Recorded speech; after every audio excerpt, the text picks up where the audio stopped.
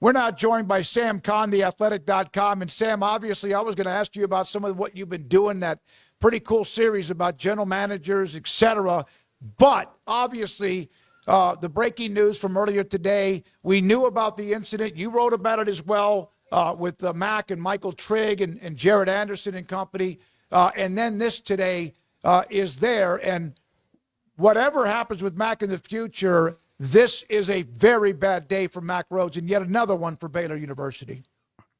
Yeah, definitely was surprised by this news today. After the weekend had gone by and we didn't really hear much else after the Michael Trigg incident that you guys know or well aware of. I know I've discussed at length. It felt like that maybe things had blown over and that everybody was going to move forward. And certainly Trigg's father, who talked to us, said that they were ready to move forward. But clearly there's something else there, as the school has said, that this is not tied to that, and this is not tied to NCAA violations. It's not tied to Title IX or anything, but clearly something is amiss here with Mack Rhoades, and not obviously really bad timing, number one, because he's the College Football Playoff Selection Committee chair. So it's bigger than just Baylor at this point because it affects the playoff and the committee. So it becomes a national story. But then also from a Baylor standpoint, it's a really tough day for the university because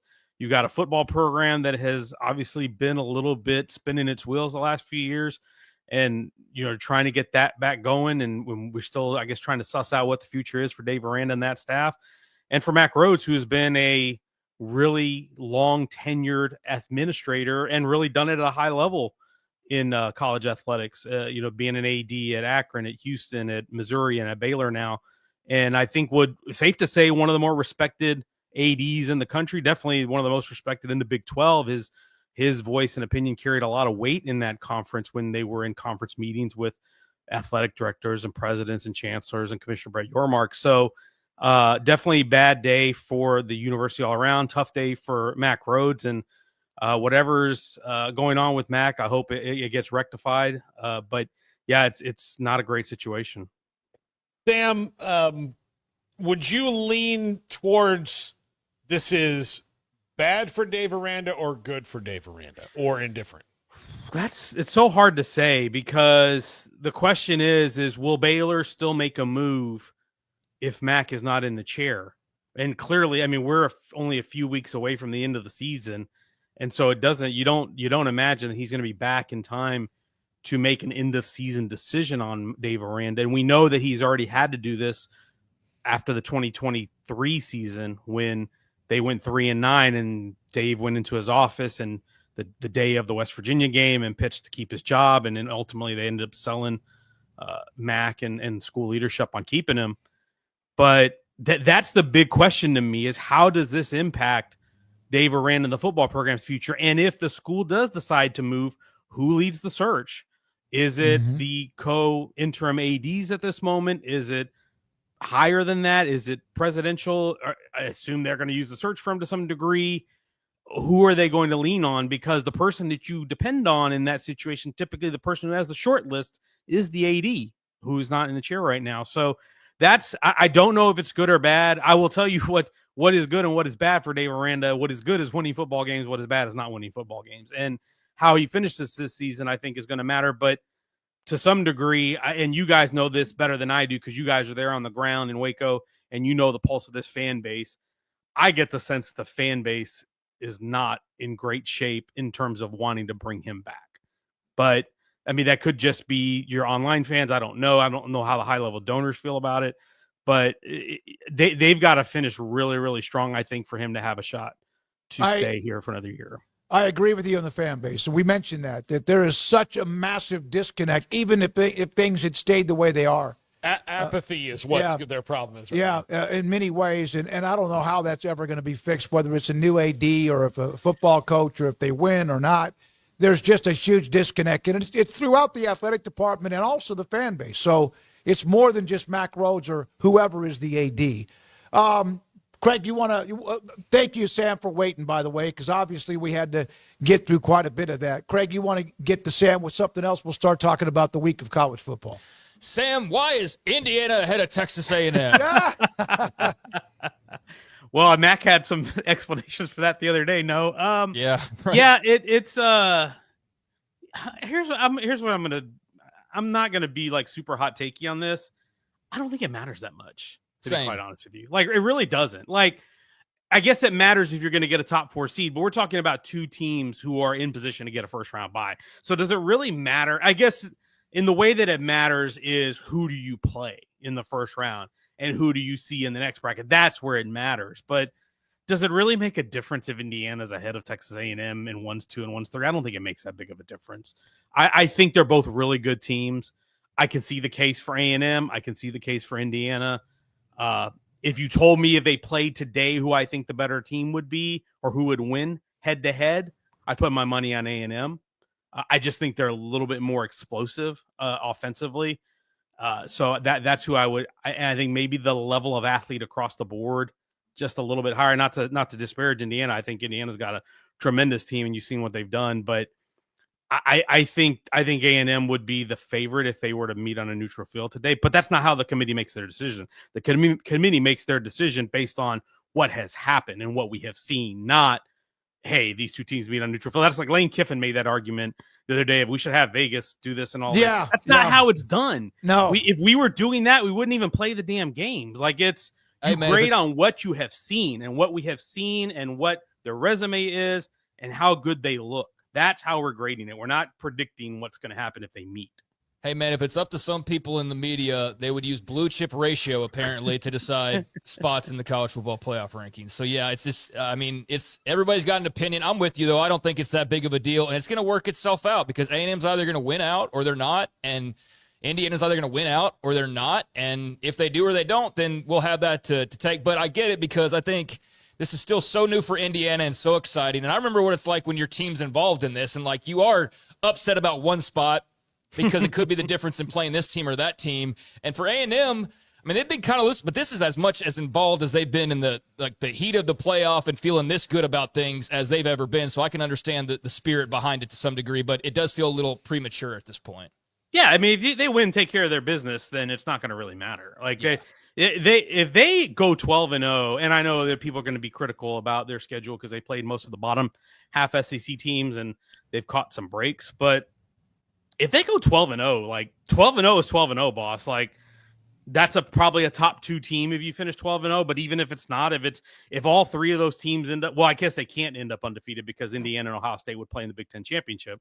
So yeah, if they end up undefeated, they'll end up number 2 at the very minimum. So I don't think you can quibble with that. Like, the fact that A&M is going to get into the college football playoff, which pretty much seems like a lock at this point, that's a hell of an accomplishment for them, regardless of their schedule, regardless of what anybody wants to say about them. It's a really good team defensively, a really good explosive team offensively. And the one thing that I've been impressed by the most is the issues that we saw that ailed that team last year. They fixed them. Mike Elko saw, and Derek Miller, his GM, saw, hey, we don't have receivers that can get open. Let's go get, and not only did they get receivers, they got some damn good ones with Mario Craver and Casey Concepcion. Some of the other guys, younger guys, to develop, like Ashton Bethel Roman, Terry Bussey has come along, and Marcel Reed has developed in a really big way. Like, you can see how many steps he's taken in terms of mastering that offense and progressing as an overall player. And buddy, this team to me is one of the most complete teams in the country.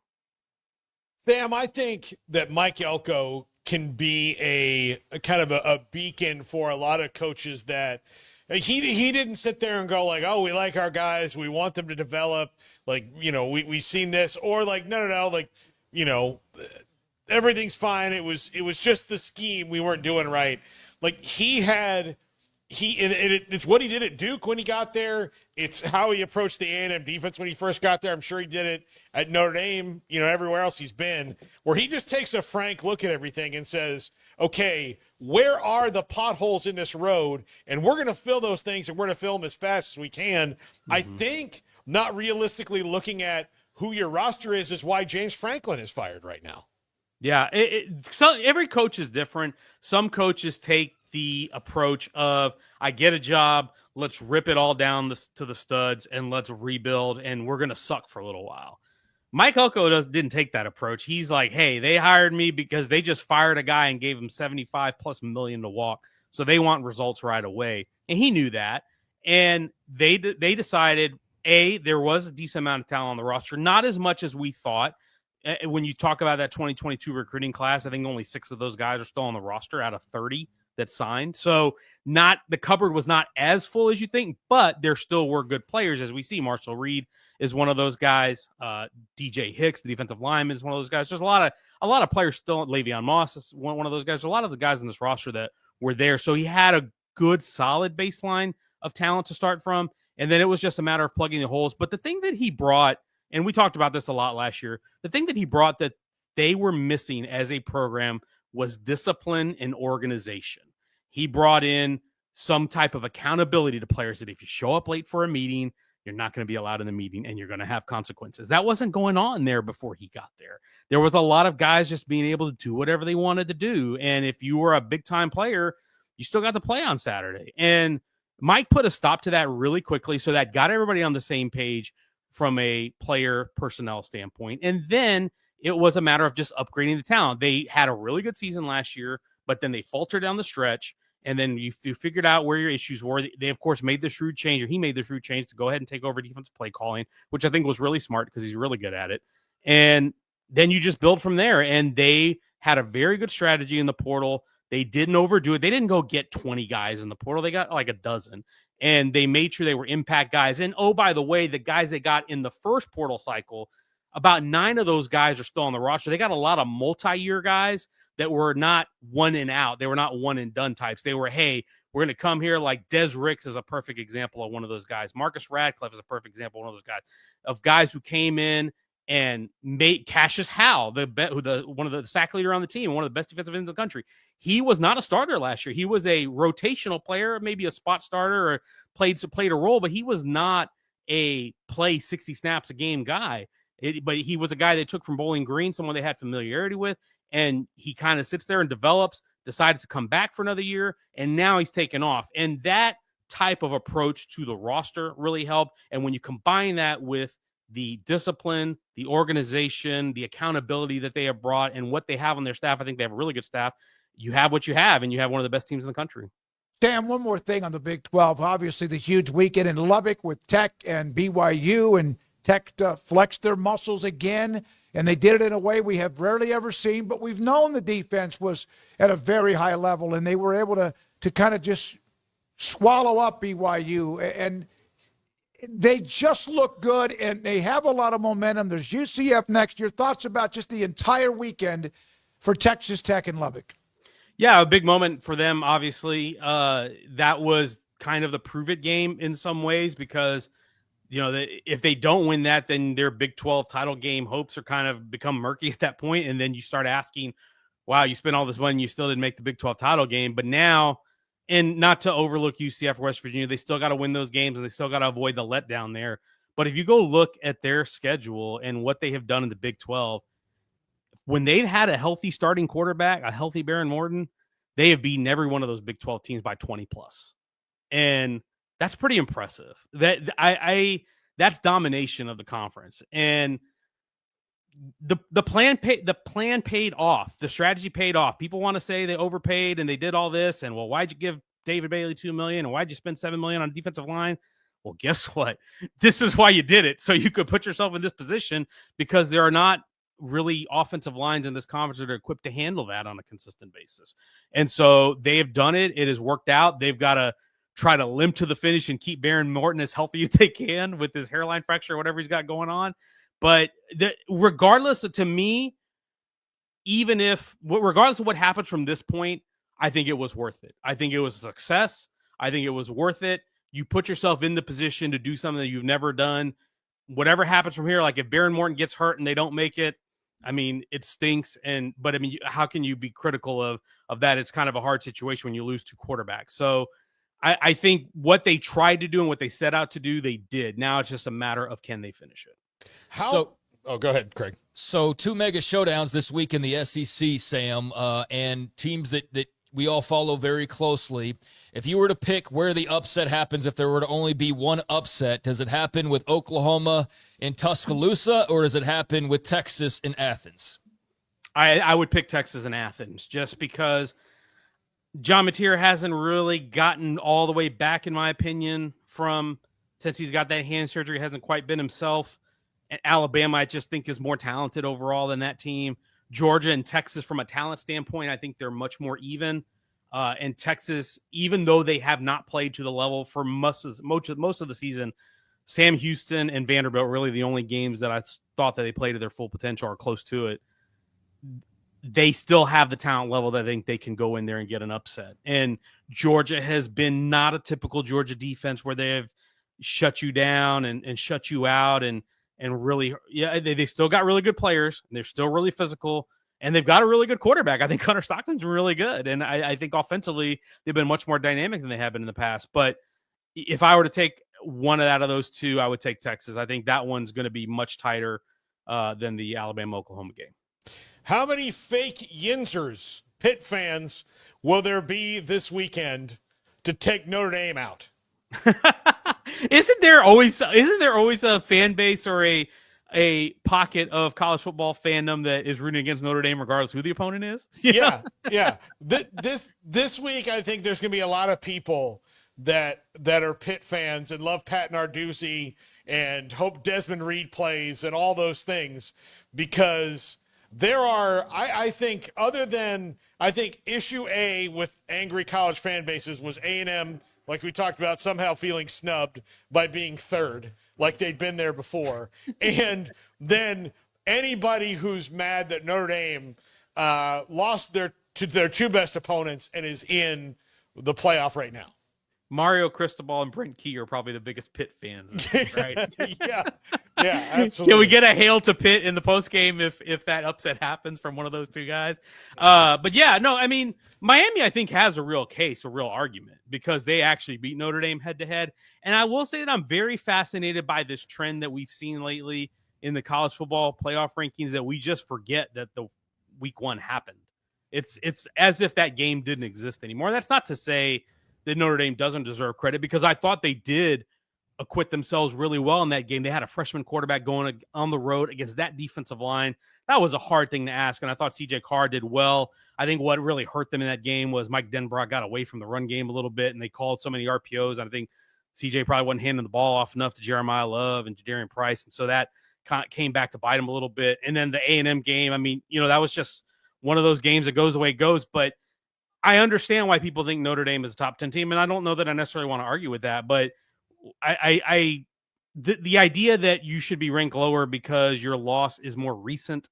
I mean, Miami lost at SMU on the road. SMU is not a bad football team. They're a pretty solid football team.